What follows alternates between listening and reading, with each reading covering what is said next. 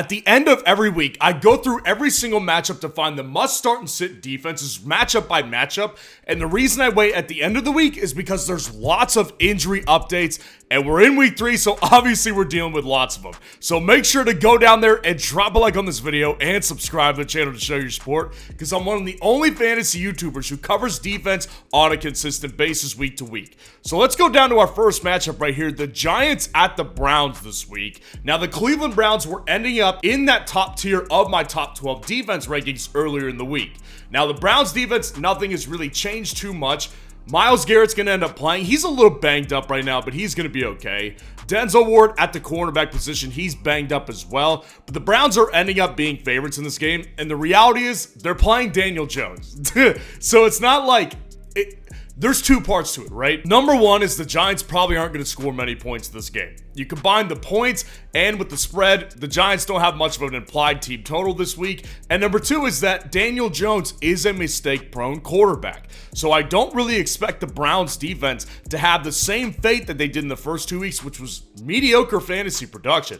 I think this is their breakout week in fantasy football terms. Now the Giants defense, I will say, I think it's definitely playable. They're not a high-end option by any means, but they are playable for a couple different reasons. Number one, Deshaun Watson stinks. He is absolutely terrible. I do not see any really good in Deshaun Watson at this point. I think their offense is still really rigid, and I think it just hasn't been able to move the ball very effectively.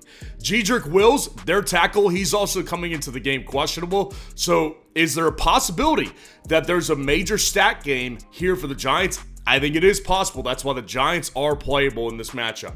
Now, the Philadelphia Eagles are going to New Orleans this week to play the Saints. And obviously, you do not play the Eagles defense. Last week was an embarrassment. And I got to be honest, I thought so much more of the Eagles defense before the season because they had Vic Fangio there. Maybe it just takes a little bit of time to get this one mesh together, but I'm not there yet with the Eagles defense. And last week, they bumped down for me several pegs in my defense rankings. And then I look at the Saints here, and I think they're playable, but not probably the best option. I mean, you do have to respect the fact that Jalen Hurts is still in charge over there. Devonta Smith looked really good without A.J. Brown. Saquon Barkley is still that dude, right? So the Eagles still have their offensive pieces here, and the Saints defense is a little bit banged up, especially in that secondary here. Marshawn Lattimore, banged up. Tyrann Mathieu, banged up as well. So there's issues here with the Saints defense here, and I don't think that this is going to be... They're not going to be in cruise control this week, and it's not going to be some easy game for the Saints defense. It'll be a little bit tougher this week, but I do think that based on what they've done in the first 2 weeks, you could play the Saints defense if you're feeling ballsy and maybe you're in a pinch. The Houston Texans at the Minnesota Vikings is our next matchup here. And I think the Houston Texans and the Minnesota Vikings are both playable defenses. Neither one of these defenses inside of my top 12 rankings earlier in the week.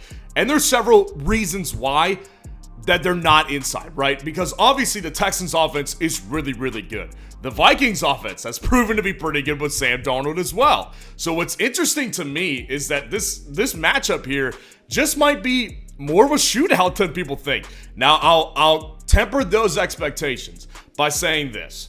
Both offenses playmakers, they're banged up. Nico Collins, he's going to play, but he's banged up. Joe Mixon doesn't look like he's going to play, and Dameon Pierce doesn't look like he's going to play either. So that looks like Cam Akers is going to lead the backfield. Good luck against the Vikings defense in that one. The Vikings side, Justin Jefferson has been limited for most of the week, so he may very well play. If he doesn't, though, the Texans definitely get a major bump up into start territory because I don't believe their run game can take over this game particularly. So keep an eye on Justin Jefferson. That's the main guy to watch for throughout the rest of the day and the weekend. And of course, we'll be going live with updates within the next several days here. Now, dropping out to our next matchup here, I've got the Denver Broncos at the Tampa Bay Buccaneers here.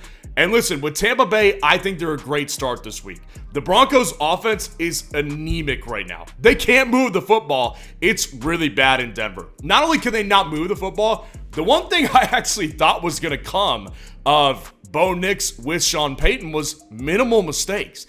It's been anything but that. It's been bad. The Denver Broncos have been making mistakes on every single game, and every fantasy defense that's played them has had a good game as a result. So I just think that the Bucs are going to be in position very similar to the Browns, where they actually have a pretty good defense. Their problem is really that their fantasy production hasn't followed the NFL play from their defense, which of course there's a big difference here.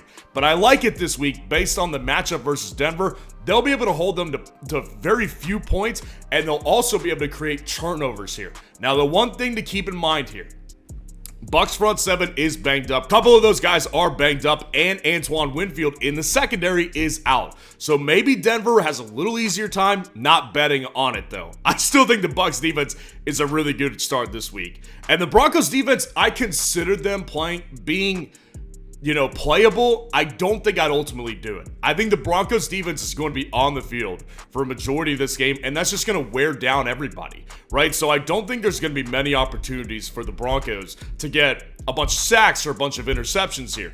They do have a good defense. I will maintain that. I think the Broncos do have a good defense. I'm just not there this week against the strong Bucs offense so far. Now, dropping out to our next matchup here, I've got the Packers at the Titans this week, and I think that Tennessee's defense is honestly really underrated. Like, when I went through the top 12 rankings this week, a lot of questions about the Packers defense. Why aren't they in my top 12? We'll get into that in a minute, but let me just address the Titans' defense really quick. That Titans defense is good. You haven't seen it in fantasy yet. Obviously, I think they've played two beatable opponents, and they've been right there. Obviously, that's a Will Levis issue for another day, but the Titans' defense is strong. Their front seven is strong. Their secondary with L'Jarius Sneed, that's a strong secondary as well. So I do think the Titans' defense actually does have a good week because in addition to that, just take a look at this. Almost every starter in Green Bay's offense is labeled questionable. Almost every single one of them. Now, I'm not saying that all those guys are going to be out. Obviously, they're all questionable. But this level of injury on that Packers offense, that should factor into it as well. So even though they might all play, and even though I do think LaFleur is a really good offensive mind, I do think that this is a little bit of a sketchy matchup to trust the Packers in offensively because Tennessee's defense is really good. Now, with the Packers defense, let's address the elephant in the room finally, because I do think the Packers defense is playable. They just weren't inside the top 12. There's a couple reasons for it. Number one, I don't think the Packers defense is particularly strong. I think they're still a little bit weak defensively. And yes, they are a top 12 defense in fantasy football terms this year, which is ultimately why I do think they're still playable this week. And they actually have risen up for me just a little bit. They're basically right at 13, right outside the top 12 for me at this point. But the Packers defense does have one thing on their side, and that's getting turnovers with Will Levis at the helm. Will Levis is turnover happy. That dude has no issue turning the ball away. It's just going to be about if they can't get turnovers and somehow Levis cleans up his game, it won't be as good because I do think that the Titans will be able to move the ball against a weaker, again, I'm going to say that, a little bit of a weaker Packers defense.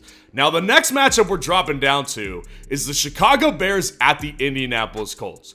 I think they're both startable. I think they're both actually must-start defenses. This is a lower over-under according to Vegas odds this week. And listen, the Bears defense is really, really good. Like, that defense kept them in that Texans game in week 2 on Sunday night in Houston. They're the number 2 defense right now in fantasy football. Now, obviously, most of that came from week 1 when they had a 24-point game. But last week against the Texans, they had 6 points. That's not great. I'm not saying that's some elite game. That's a pretty good game against the Houston Texans, though. So you put them up against the Indianapolis Colts, a mistake-prone offense led by Anthony Richardson, who has looked anything but good in real football. I think the Bears actually are in good position to have a good fantasy week. Now, conversely with the Colts, I think the Colts are in good position as well. I think the Colts here, listen, they're not a particularly great defense this year. It reminds me a little bit of the Packers. I do think the Colts actually have a decent week of potential here because in week 1, they did get 4 sacks against CJ Stroud and the Houston Texans. The Bears' offensive line is extraordinarily weak. Like, if it's not the Patriots' offensive line, The Bears' offensive line is the worst in the entire NFL. So the Bears and the Colts definitely do have opportunities here. I will say Bears front seven is a little bit banged up and their offense is banged up as well, which makes the Colts a good start to me, and that factors in. And also the Bears, I just still think this matchup is really good and they're a really good defensive culture. The Los Angeles Chargers at the Pittsburgh Steelers here. This one doesn't have any really injuries to note. Obviously, it's all about the line. The Vegas line on this one is, again, the lowest of the week because it has the Pittsburgh Steelers involved. So you know this is going to be a slugfest. And honestly, I don't think the Chargers would have it any other way. I believe the Chargers win this game. I believe they force one more turnover than the Steelers do, and so I believe the Chargers are the better defensive play this week. I think there'll be a combined minimal yardage for the Steelers on offense, and they may force a turnover or two in this game. So I am just taking my gut here, taking the Chargers defense. But of course, the way the Steelers defense is played in fantasy so far, you can't just outright sit them out of some sort of fear, right? Like, the Chargers offense is definitely going to be struggling to get yardage as well. And they obviously have a TJ Watt problem over there in Los Angeles. Now, the Chargers offensive line has been exceptional this year. So maybe they can neutralize TJ Watt a little bit, and that's my only concern with the Steelers defense, because it really all does come down to TJ Watt. I don't think without TJ Watt, they're able to force turnovers. There's a reason that the Steelers' record without TJ Watt is really bad. So if they minimize his impact on this game, I think the Steelers' defense is not exactly the most fun play on defense this week. That's why I prefer the Chargers, but the Steelers are still playable. The Miami Dolphins at the Seattle Seahawks. Next matchup here, and I think that the Seahawks defense is definitely a really good start this week. The only thing I'll say about Seattle's defense is their front seven is a little bit banged up, but their defense has looked pretty solid so far. In fantasy, leaves a little to be desired. They're the defense number 14 in fantasy right now. I think there's room for more, and I think this is a good week for it. The Miami Dolphins obviously have Skylar Thompson at quarterback this week. That's a problem for the Miami Dolphins for sure, because if you just look at what he did against the Bills last week, doesn't look like a particularly accurate player, and definitely looks a little mistake prone as well. So I think the Dolphins are ultimately a good offense run by Mike McDaniel, but I think this is a good week for Seattle to take advantage of. Miami's defense, I think Miami's defense, you can't play them. I don't love the matchup, and I don't love Miami's defense, so I'll just move on. The Carolina Panthers at the Las Vegas Raiders. That's our next matchup here, and the Raiders defense, listen, they were number one on my defense rankings. I considered moving them down because both Max Crosby and Christian Wilkins are banged up on that front seven, and those are really the two guys that make the defense run. But then I remembered, oh yeah, it's the Panthers. And I just don't think Andy Dalton being the quarterback really changes anything. The only thing I could see it changing is maybe less mistakes, but I mean, Andy Dalton has made plenty of mistakes in his career as well. There probably will be more offensive movement of the ball because he is a more accurate quarterback than Bryce Young, but I don't think, listen, you're trying too hard. I think if you're convincing yourself to not play the Raiders this week. And then the Panthers defense, they're a disaster. You sit them. The San Francisco 49ers at the Los Angeles Rams this week. Both teams are banged up in this one. Obviously, that's the headline here. The 49ers, they've got Debo, Christian McCaffrey, possibly George Kittle at this point, all out. That's a big problem here that they're going to face. So they've got Ayuk and they've got Jordan Mason. And obviously, Juwan Jennings is going to be involved as well. On the Rams side, Puka Nacua, Cooper Kupp out.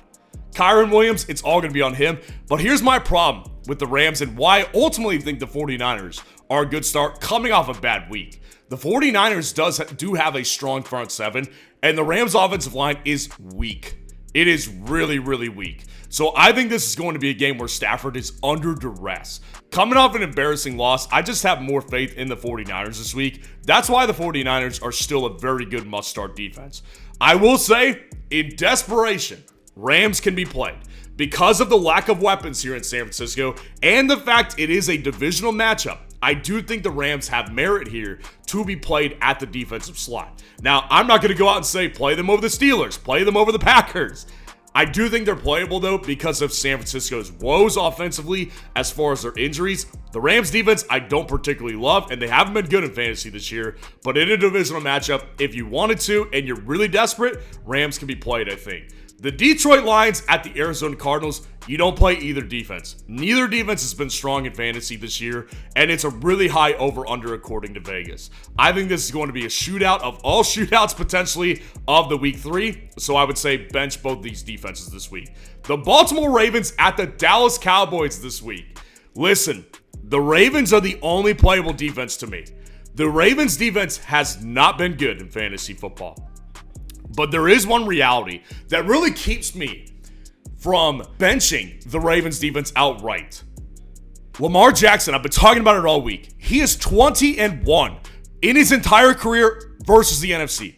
That's like a video game stat. Like, that's outrageous here. So I think that the Ravens are going to end up winning this game. And it's very possible they have their way with Dallas here. I don't think Dallas is a bad team. I just think the Ravens are a force against the NFC. So I am going to leave the door open for you to play the Ravens this week. But acknowledge this. If you do play the Ravens, there's lots of risk here involved with this one.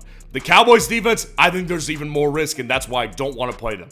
Coming off a really bad week against a weaker offense potentially in this New Orleans Saints, I don't think this is the week to play the Dallas Cowboys defense when Lamar is almost perfect against the NFC. But I will tell you one thing you can feel confident in. CeeDee Lamb's line on underdog. It is 0.5 total yards against the Ravens. That will happen. So if you want to take advantage of that free line, go down in the comments, use that link, and when you use code FFN to deposit at least $10 on Underdog, they'll match your first deposit 50% up to $1,000 of bonus cash, and you'll be able to take advantage of the CeeDee Lamb line this week.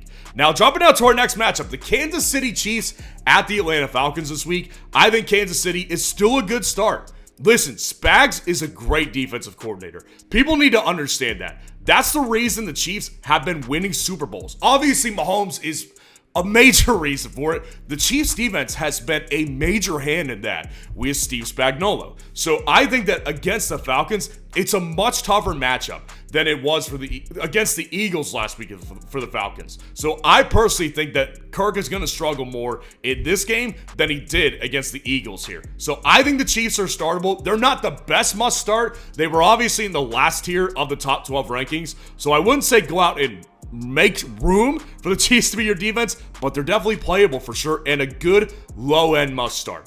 The Falcons defense, stay away.